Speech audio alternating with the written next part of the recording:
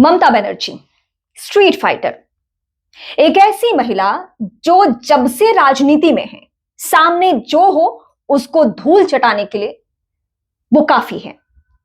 अपने आप में इकलौती पर्सनालिटी। आपको लग रहा होगा कि ममता बनर्जी की मैं तो मुरीद हो गई हूं, मैं फैन हो गई हूं। मैं ममता बनर्जी की फैन हूं या ना हूं, लेकिन मैं ये दावे के साथ जरूर कह सकती हूं कि जिस दौर में राजनीति को यही सूट करता है, लोगों का अग्रेसिव होना, लोगों का बहुत बढ़ चढ़कर किसी भी मुद्दे पर हावी हो जाना, तो उस पैमाने में ममता बनर्जी फिट बैठती हैं। बीजेपी किसी भी मुद्दे पर इतना अग्रेसिव हो जाती है कि फिर वहां पे कुछ और गुंजाइश बचती नहीं है। और फिलहाल यही करती हुई ममता बनर्जी नजर आ रही है। इस बात से क्या फर्क पड़ता है कि कौन सही है कौन गलत है? एथिक्स के लिए, नैतिकता के लिए राजनीति में अब जगह है क्या? आप सबको लगता है कि कांग्रेस पार्टी में नैतिकता है, या समाजवादी पार्टी में, आरजेडी में, बीजेपी में, या फिर ममता बनर्जी की टीएमसी में? किसी भी राजनीतिक पार्टी में नैतिकता के लिए कोई जगह नहीं है, सही गलत के लिए कोई जगह नहीं है। और फिलहाल ममता बनर्जी की राजनीति को अगर शुरुआती वक्त से, यानी लेफ्ट के दौर से आप देखेंगे, लेफ्ट के साथ उन्होंने फाइट किया था। लेकिन कहा जाता है राजीव गांधी के बारे में, एक सियासी किस्सा मैं आपको सुना देती हूं कि वो अपने छात्र जीवन से ही, और आपको पता है कानून की उन्होंने पढ़ाई की है और उसका इस्तेमाल इतने साल बाद उन्होंने किया, और सीधे एसआईआर के मुद्दे पर देश के सर्वोच्च अदालत में वो अपनी दलील पेश करती हुई नजर आई, और तभी उन्होंने अपने तरफ सबका ध्यान खींच लिया। तो मैं एक वाक्य का जिक्र कर रही थी, ये सियासी घटना है तब की, जब इस देश के प्रधानमंत्री राजीव गांधी हुआ करते थे। राजीव गांधी अपने कोलकाता दौरे पर थे और उस दौरान ममता बनर्जी पर उनकी नजर पड़ी। वो छात्र नेता थी और बहुत अग्रेसिव, यही जो अभी वाला अंदाज आप देख रहे हैं। तो ममता बनर्जी जब अपने स्कूल कॉलेज के दिनों में होंगी तो आपको पता ही होगा कि वो कितनी अग्रेसिव और कितनी ताकतवर होंगी। तो राजीव गांधी ने यूथ कांग्रेस की जिम्मेदारी ममता बनर्जी के कंधे पर दी थी, और शानदार काम किया ममता बनर्जी ने। लेकिन उसके बाद ऐसा नहीं है कि वो कांग्रेस पार्टी के साथ हमेशा बनी रही।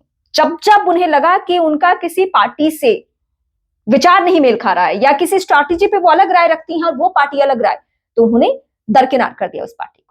और इसीलिए कांग्रेस से भी उनका मोह भंग हुआ। बाद के दिनों में वाजपेयी जी के एरा में वो उनके साथ भी काम की और शानदार काम किया।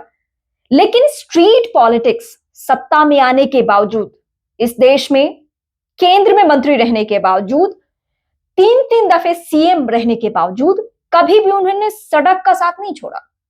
मतलब जिसने उन्हें गढ़ा। एक और किस्सा सुनाती हूं मैं आपको।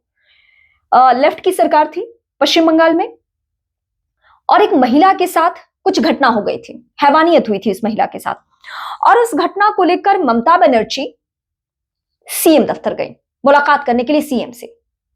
और तब उनके बाल घसीटते हुए बंगाल की सड़कों पर लेफ्ट के लोग लेकर आए, और तब ममता बनर्जी का सिर फट गया था, और उसके बाद वो अस्पताल में भर्ती हुई।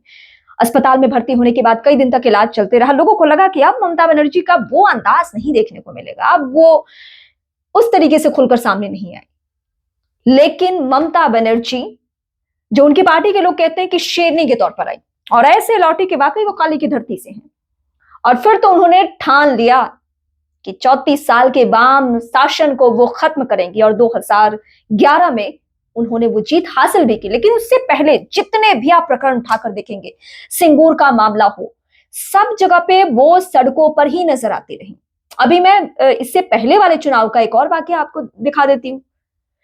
नंदीग्राम से वो चुनाव लड़ रही थी, उन्हीं के सिपह सलार रहे शुभेंदु अधिकारी को उनके सामने चुनाव लड़वाया जा रहा था, और शुभेंदु अधिकारी के सामने चुनाव को लेकर लोगों के जहन में या उनकी पार्टी के अंदर ऐसा कुछ चल रहा था कि शायद इस बार ममता बनर्जी अपने ही सिपह सलार से हारेंगे, और इस बार वैसा माहौल नहीं रहेगा ममता बनर्जी के पक्ष में। लेकिन वो कहते हैं ना कि वो तो स्ट्रीट फाइटर है, वो तो ममता बनर्जी है। नंदीग्राम में जाने क्या हुआ, उस वाक्य को लेकर बहुत लोग कुछ अलग अलग सवाल भी उठाते हैं। ममता बनर्जी वहां गिर गई, और उसके बाद उनका पांव फ्रैक्चर हो गया 2021 के चुनाव के दौरान, विधानसभा चुनाव के दौरान। सबको लगा कि अब तो बीजेपी को थाली में परस कर ये चुनाव मिल गया, अब तो बीजेपी हर हाल में जीत जाएगी, क्योंकि जो सबसे स्ट्रांग लेडी है, जिसके कंधे पर पूरी पार्टी की जिम्मेदारी है, अगर उसका पैर टूट गया है तो जाहिर सी बात है कि पार्टी को नुकसान पहुंचेगा।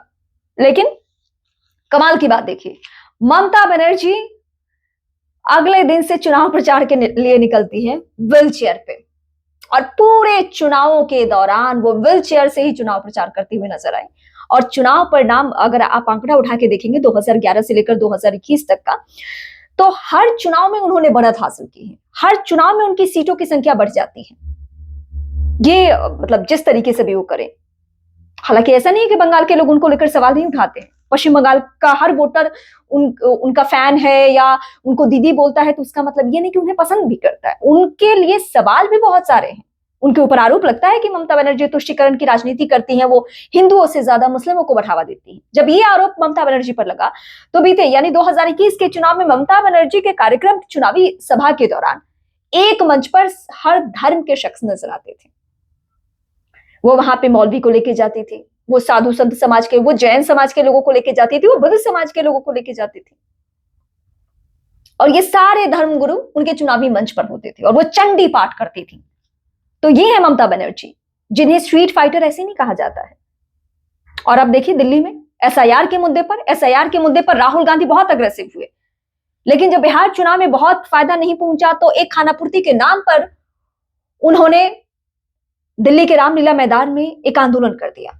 और उसके बाद फिर इस मामले पर ठंडे बस्ते में सब कुछ चला गया। इस बीच पश्चिम बंगाल में कितनी खामियां निकलकर सामने आई। जब यूपी जैसे प्रदेश में वहां पे खामियां आई, तब भी राहुल गांधी ने ध्यान नहीं दिया। लेकिन ममता बनर्जी ईडी से लेकर अभी एसआईआर के मुद्दे पर सड़कों पर उतर चुकी हैं। और इस बार तो सुप्रीम अदालत पहुंच गई, सर्वोच्च अदालत पहुंची, और वहां पे तमाम जजों के सामने उन्होंने अपनी दलीलें पेश की, वकील ममता बनकर। सीएम ममता नहीं, वकील ममता। तो ममता बनर्जी की राजनीति पर नजर रखने वाले को अच्छे से मालूम है कि वो राजनीति का नब्ज पकड़ चुकी हैं, खासकर बंगाल की राजनीति का। वहां पे फिलहाल जब तक वो हैं, तब तक उनका तोड़ कोई निकाल नहीं सकता। अब वैसे बीजेपी भी तमाम रणनीतियों में बहुत माहिर है, लेकिन वो इस बार के चुनाव में आखिर कौन सी ऐसी स्ट्रैटेजी अपनाएगी जिससे कि बंगाल चुनाव वो जीत ले, बंगाल को अपने हाथों में कर ले।